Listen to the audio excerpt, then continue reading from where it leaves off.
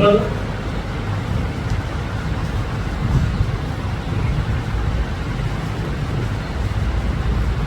Capital A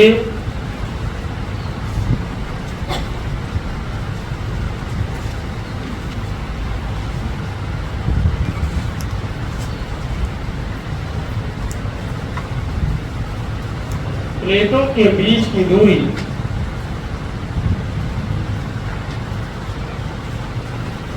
small D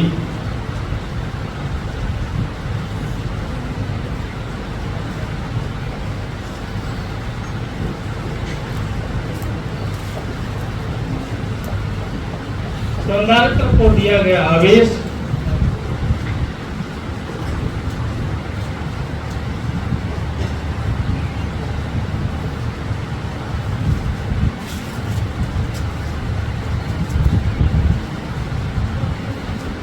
small Q. जब संधारित्र को क्यू आवेश से आवेशित किया जाएगा तो आपको सारा मैकेनिज्म पहले से पता है। एक प्लेट पर प्लस क्यू आवेश होगा तो दूसरे पर माइनस, तो इस पर प्लस क्यू आवेश हो गया और इस पर क्या होगा। अब थोड़ा अलग से आप एक जानकारी लीजिए।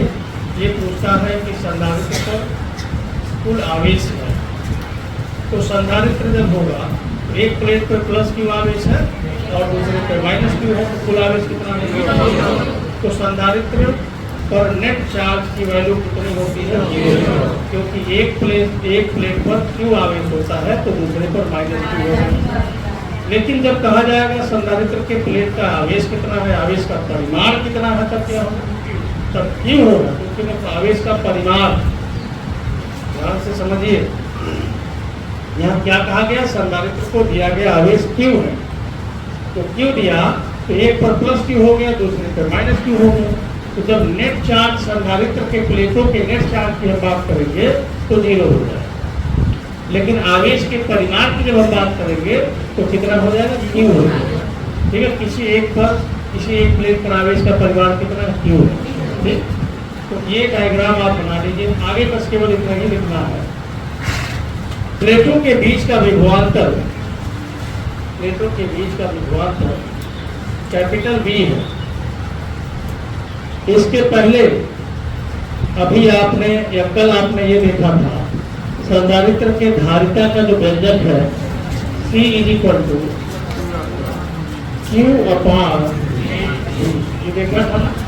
तो इसका मतलब क्या हुआ कि अगर हमें धारिता का ये फार्मूला है, तो धारिता का व्यंजक अगर निकालना है तो हमको क्या चाहिए, V चाहिए। तो हमें V का मान निकालना चाहिए, बाकी काम हो गया। अब V हम कैसे निकालें, यहाँ पर कौन कौन से बेस बनेंगे, कौन कौन से रॉ मटेरियल्स हैं उसको देखो। सबसे पहले विपरीत आवेश से आवेशित ये प्लेट है, और प्लेट पर अगर आवेश का पृष्ठ घनत्व सिग्मा है, आपको बताना है, याद करना है, सोचना है कि अगर हमारे पास 2 प्लेट हैं, एक पर प्लस आवेश है, दूसरे पर उतने ही माइनस आवेश है और पृष्ठ घनत्व सिग्मा है, तो दोनों प्लेटों के बीच के भाग में कहीं वैद्युत क्षेत्र का ये तीव्रता का मान कितना, सिग्मा अपॉन एप्सिलॉन। आपको याद होगा मैंने उस समय कहा था कि इसकी जरूरत पड़ेगी, तो होता क्या है, सिग्मा अपॉन एप्सिलॉन। अब दूसरी बात ये बताना है कि आवेश क्यू है और प्लेटों का क्षेत्रफल ए है, तो सिग्मा का मान क्या होता है, सिग्मा का मान क्या होता है, Q/A। तो इस तरह से देखा जाए तो E = क्या बनेगा, सिग्मा के जगह पे इसे जब लिखेंगे तो Q/ε0A। तो पहला रॉ मटेरियल ये है। अब देखो, प्लेटों के बीच के माध्यम में वैद्युत क्षेत्र की तीव्रता ज्ञात हो गई। अब हमें चाहिए विभवांतर, तो वैद्युत क्षेत्र के तीव्रता के जरिए विभवांतर चाहिए। तो हमें वह याद करना पड़ेगा कि वैद्युत क्षेत्र की तीव्रता और विभवांतर के बीच में क्या संबंध, याद है आपको। विभवांतर बराबर क्या होता है, वैद्युत क्षेत्र की तीव्रता गुणे दूरी, होता है कि नहीं होता। और वैद्युत क्षेत्र की तीव्रता आपने निकाल दिया, अब इसी में दूरी का गुणा कर दीजिए, तब क्या बन जाएगा, विभवांतर बन जाएगा। V हो जाएगा QD/ε0T। और आपको अच्छी तरह से पता है कि जब V निकल गया तो यहाँ पर वैल्यू बता जाएगा। तो पूरा डेरिवेशन आपको क्लियर हो गया। क्या क्या आपको चाहिए, आपको सबसे पहले प्लेटों के बीच में वैद्युत क्षेत्र की तीव्रता निकालनी होगी। क्यों निकालना था, इसलिए कि हमें विभवांतर, तो पहले वैद्युत क्षेत्र की तीव्रता ज्ञात कर लिया, उसके जरिए विभवांतर ज्ञात कर लिया, और फिर धारिता के सूत्र में विभवांतर का मान रखा, धारिता का व्यंजक। क्लियर है ना? तो लिखिए, प्लेटों के बीच वैद्युत क्षेत्र की तीव्रता E बराबर तो सिग्मा अपान एप्सिलॉन नॉट, और सिग्मा का मान होता है Q अपान A। तो इस तरह से E बराबर निकल के आ गया Q upon epsilon naught capital A। Equation number 10, ठीक है। विभवांतर प्लेटों के बीच का विभवांतर V बराबर वैद्युत क्षेत्र की तीव्रता के गुण, इसमें हम यूज करेंगे समीकरण नंबर 1 का, और फिर आप देखेंगे कि V इक्वल टू क्या मिल गया, Q upon epsilon not A into B। इसी क्वेश्चन नंबर 2। इसके बाद वैद्युत धारिता, जैसा कि फार्मूला पहले से पढ़ चुके हैं, वैद्युत धारिता C बराबर होता है Q अपान V। अब इसमें हम यूज करेंगे समीकरण नंबर 2, और फिर आप देखेंगे C equal to Q upon V का मान हम लिखेंगे, और V का मान है Q अपान यानी QV upon epsilon naught to capital A। तो क्या होगा, Q से Q कैंसिल हो गया, फिर C इक्वल टू क्या, ये सबसे ऊपर चला गया एप्सिलॉन नॉट कैपिटल E अपान D। यह समांतर प्लेट संधारित्र की धारिता का व्यंजक है, जो प्लेटों के बीच में निर्वात होगा या फिर वायु, ठीक है। यानी वायु संधारित्र के लिए धारिता का व्यंजक तैयार हो गया। स्पष्ट हो गया। आगे हम एक लाइन बढ़ते हैं। यदि प्लेटों के बीच यदि प्लेटों के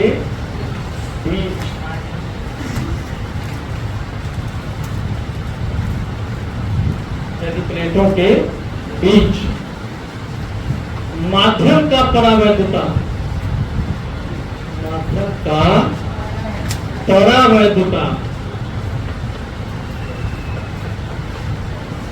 कैपिटल K हो, तो तब क्या होगा भाई, ठीक है। तब होगा, देखो जो डाइलेक्ट्रिक कांस्टेंट है परावैद्युतांक जो हमेशा एप्सिलॉन नॉट के साथ ही रहता है, तो यहाँ पे क्या बन जाएगा, C equal to epsilon naught capital A upon, ठीक है। जल्दी से कर जाइए। अब आगे भी अगर हम ये देखना चाहें वैद्युत धारिता को प्रभावित करने वाला कारक कौन है, ठीक है, तो यहाँ से हम लोग उसे देख सकते हैं बड़े आसानी से। इस सूत्र से स्पष्ट है, क्या स्पष्ट है, सूत्र से स्पष्ट है, C is proportional to A। यानी पहला केस ये है, प्लेटों का क्षेत्रफल बढ़ाने से धारिता क्या होगी, बढ़ जाएगी। दूसरा केस क्या है, C समानुपाती कैपिटल K। इसका मतलब माध्यम का परावैद्युतांक बढ़ने पर क्या होगा, धारिता बढ़ जाएगी। तीसरा केस क्या है, C is proportional to 1/D। प्लेटों के बीच की दूरी बढ़ने पर क्या होगा, धारिता घट जाएगी। क्लियर। तो ये है संधारित्र के धारिता को प्रभावित करने वाले कारक कौन से हैं, प्लेटों का क्षेत्रफल, परावैद्युतांक और प्लेटों के बीच की दूरी। क्लियर। यह भी याद रखेंगे, इस पर भी सवाल पूछे जाते हैं, तो जल्दी से उतार लीजिए और किसी स्टेप में कोई समस्या हो तो उसे पूछ लीजिए।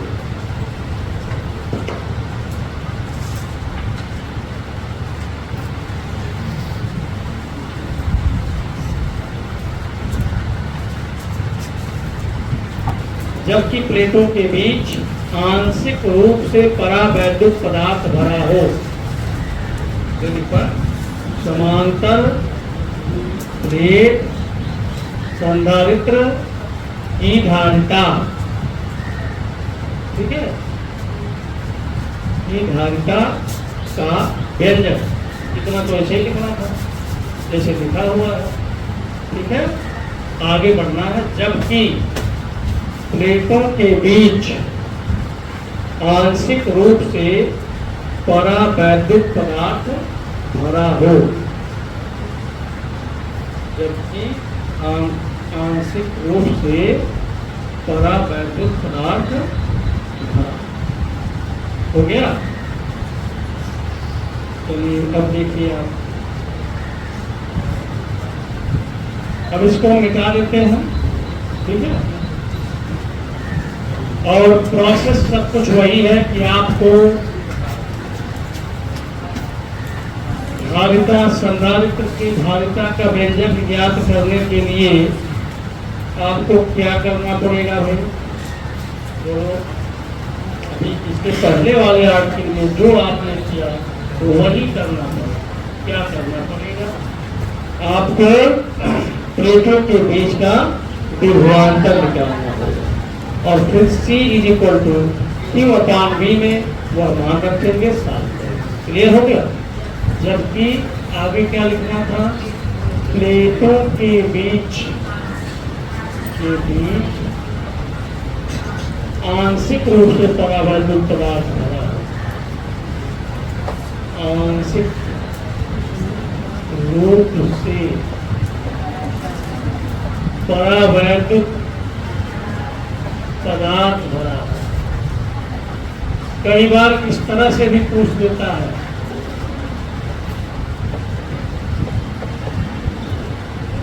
ऐसे भी पूछता, तो उसको भी हम बता रहे हैं। तो हम देखिए इसमें क्या है।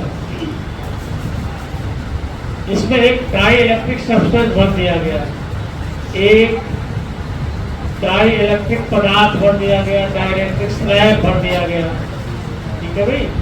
ऐसे स्लैब भर दिया गया।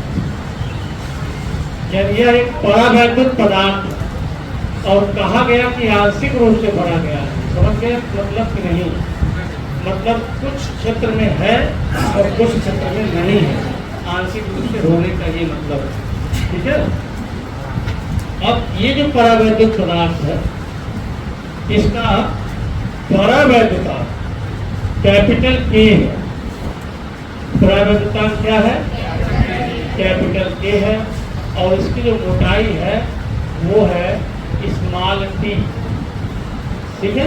तो वही फिर से लिख जाइए। माना समांतर प्लेट संधारित्र में प्लेटों का क्षेत्रफल कैपिटल A, समांतर प्लेट संधारित्र में प्लेटों का क्षेत्रफल कैपिटल A, प्लेटों का क्षेत्रफल कैपिटल A,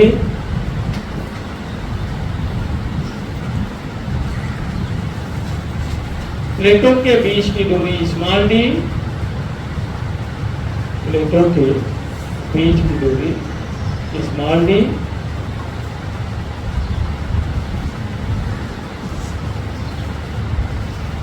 प्लेटों को दिया गया आवेश small q,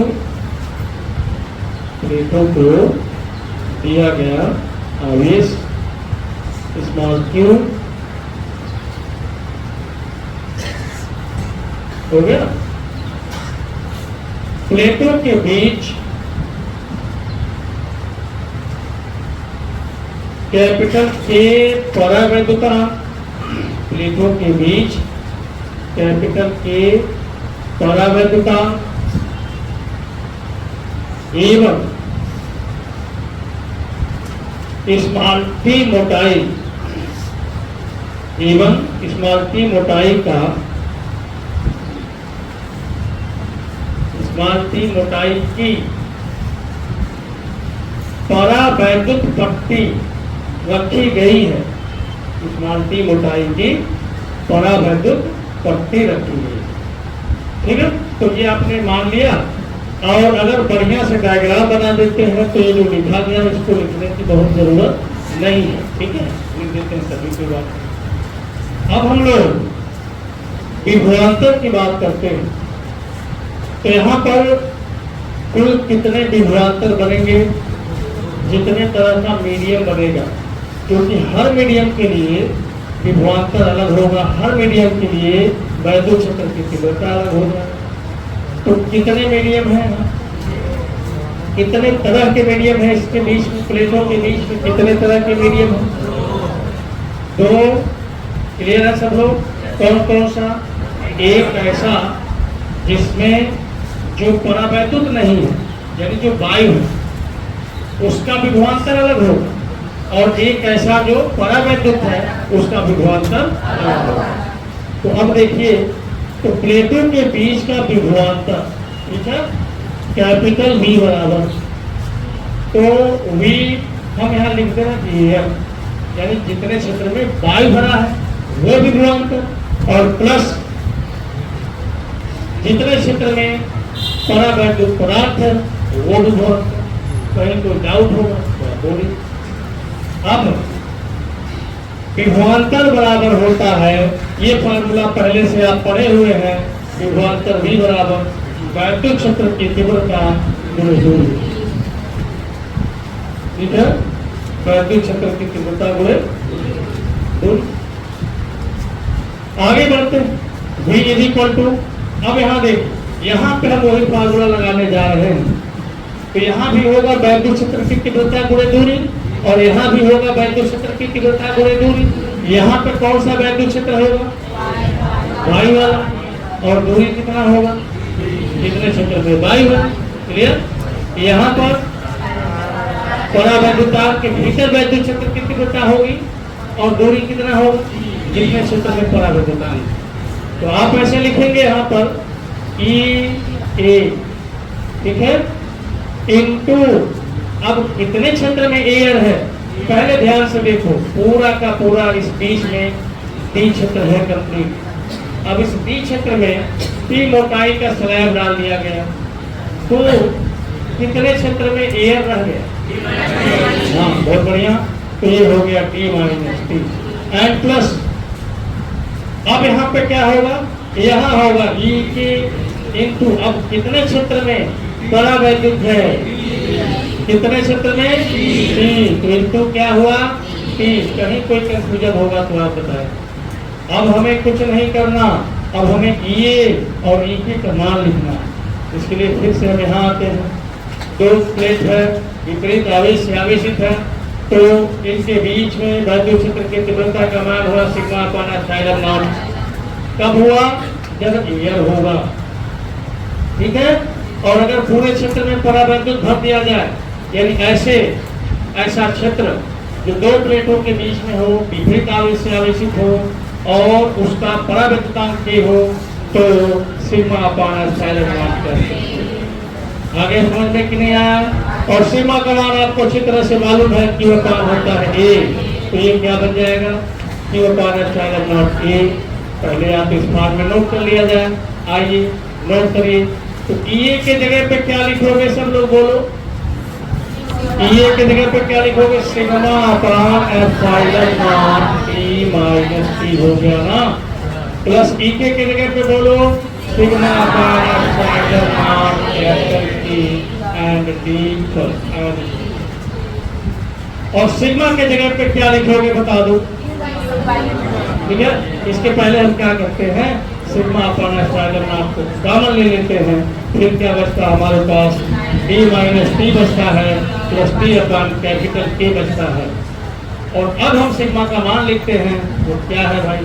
Q upon capital A, यानी Q upon epsilon naught capital A into D minus T and plus T upon capital K। This is equation number 1। अब किसी भी स्टेप में कोई भी समस्या हो तो आप पूछो, बोलो जल्दी, उतार लीजिए और पूछ भी लीजिए। नहीं पूछना? बोलो। तो बताए थे पूछते रहना है, कहीं भी समझ में नहीं आता है पूछते रहना है। और 2 दिन निकल गया, कल भी किसी ने कुछ नहीं पूछा, आज भी किसी ने अब तक कुछ नहीं पूछा। अपनी आदत में सुधार ले आई। ना पूछने का मतलब ये नहीं होता कि आपको सब कुछ आता है, ना पूछने का मतलब आप निष्क्रिय हैं, आपका जीवन पूरा निष्क्रिय है। थोड़ा सा ध्यान दीजिएगा इसकी। जागरूक बनिए, प्रश्न पूछने की आदत डालिए। बोलो, खड़े होके, लेकिन बोलिए खड़े होके। ये दूसरी लाइन ये वाली, तो ये देखिए दूसरी लाइन कहाँ से आच्छादित हो रही है, कहाँ से, यहाँ से। ये फार्मूला कहीं भी विभवांतर बराबर वैद्युत क्षेत्र की तीव्रता गुणे दूरी।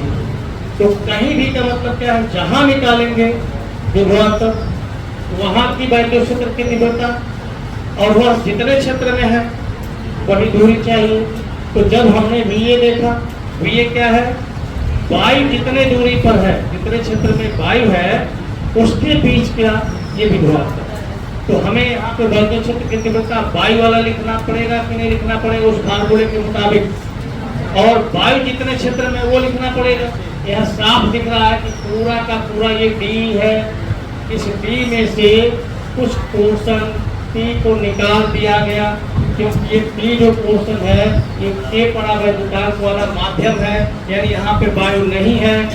वायु तक जितने क्षेत्र में है कुल पूरा D था, उस D में T मोटाई का परावैद्युत भर दिया, यानी T मोटाई में वायु नहीं रह गया। तो वायु कितने क्षेत्र में रह गया, D माइनस T। तो वही वायु का क्षेत्र इतने ही है, इसलिए हाथ में यह दूरी रखी गई D माइनस। इसके बाद VK है, तो हमें यहाँ EK लिखना पड़ेगा, यानी परावैद्युत के भीतर का वैद्युत क्षेत्र की तीव्रता, और जितने क्षेत्र में परावैद्युत है वह दूरी यहाँ पे चाहिए कि नहीं चाहिए। तो कितने क्षेत्र में परावैद्युत, अब बताओ, समझ में आ गया, कर जाएंगे। और किसी कोई समस्या हो तो बोलो, जल्दी करो, आगे समझ में। तो चलिए आगे बढ़ते हैं। तो आगे हम क्या करेंगे, अगर समझ में आ गया तो आप बताइए। अब आगे हमें क्या करना चाहिए, क्या निकालना है इसमें, वैद्युत धारिता C निकालना है। C का क्या फार्मूला है, V। तो सीधे सीधे आगे काम कीजिए। देखिए वैद्युत धारिता C इक्वल टू वैद्युत धारिता C equal to Q upon V। जरा ध्यान से देखिए, इसमें हम यूज कर लेंगे समीकरण कौन था, 1। तो C equal to Q upon V के जगह पे क्या लिखोगे, Q upon epsilon naught capital A into D minus T plus small t upon capital K। अब देखो Q से Q कैंसिल हो गया, बाकी क्या आप देखते जाइए। तो सबसे नीचे है ये ऊपर चला गया एप्सिलॉन नॉट A, और नीचे देखेंगे क्या मिला, D minus T and plus T upon capital K। Clear हो गया ना। ये है समांतर प्लेट संधारित्र के धारिता का व्यंजक, जबकि प्लेटों के बीच आंशिक रूप से परावैद्युत पदार्थ भरा। ठीक है ना, कर लीजिए जल्दी।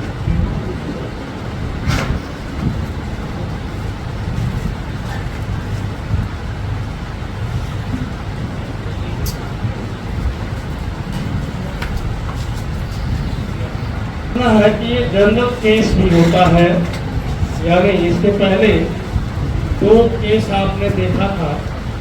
पहला ये था कि जब प्लेटों के बीच में पूरा कंप्लीटली वायु भरा, और दूसरा पूरी तरह से परावैद्युत भरा।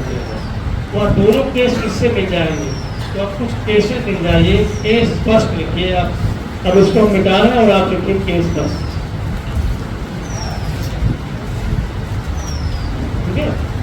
केस का उसमें लिखे, यदि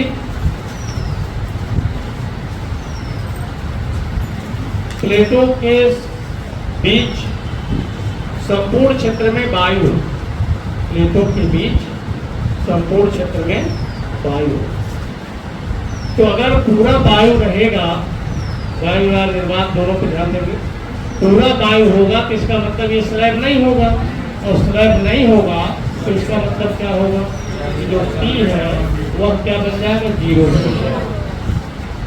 अब इसमें यह जो फार्मूला है इसमें टी के जगह पे 0 लिख दिया जाएगा, तो आप लिख दीजिए टी के जगह पे 0, टी के जगह पे 0 लिखेंगे तो ये तो 0 हो गया, केवल टी बचा। यहाँ 0 लिखेंगे, ये पूरा का पूरा 0 हो जाएगा, तो केवल क्या बचेगा, तो आपको मिल गया P equal to epsilon naught capital A upon, मिल गया ना, बोलो। अब इसके बाद सेकंड केस आप लिखेंगे,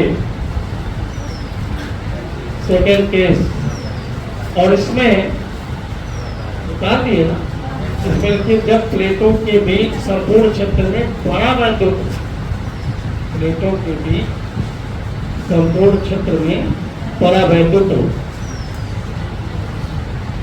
प्लेटों के बीच संपूर्ण क्षेत्र में परावैद्युत हो।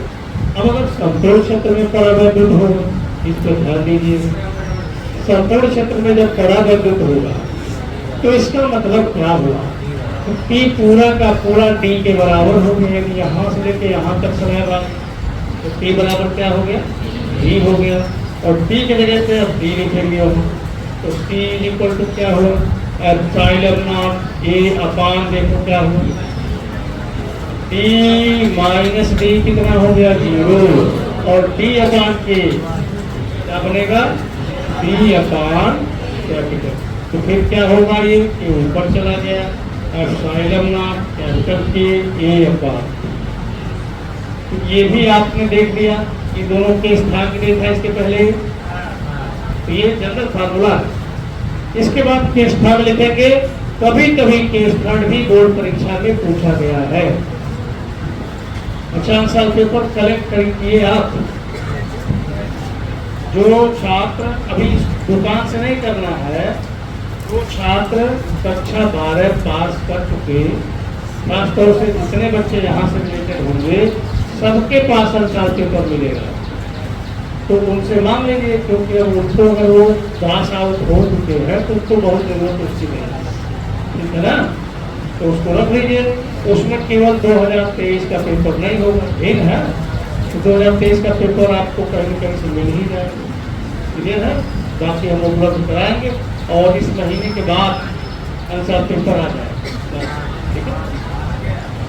तो चलिए केस थर्ड लिखिए, केस थर्ड लिखिए, देखिए जब संधारित्र के प्लेटों के बीच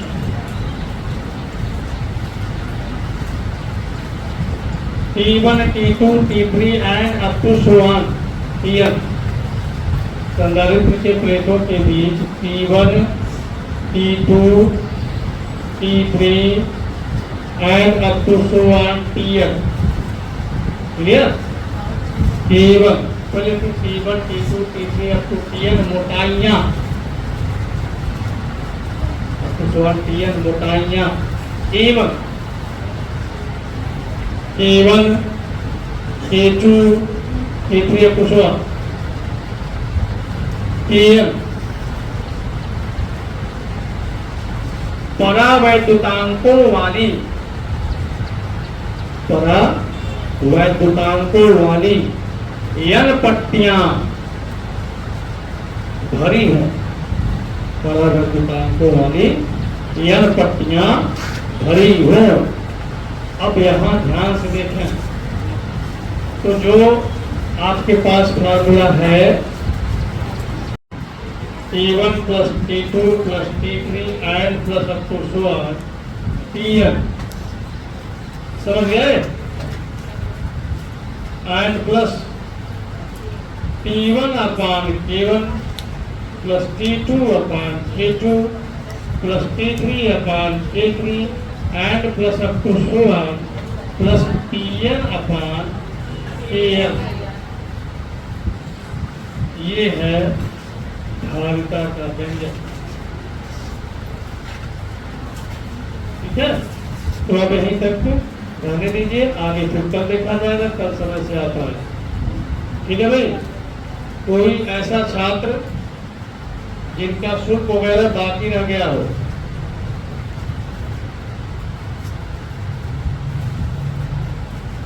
बोलो। Unutmuşum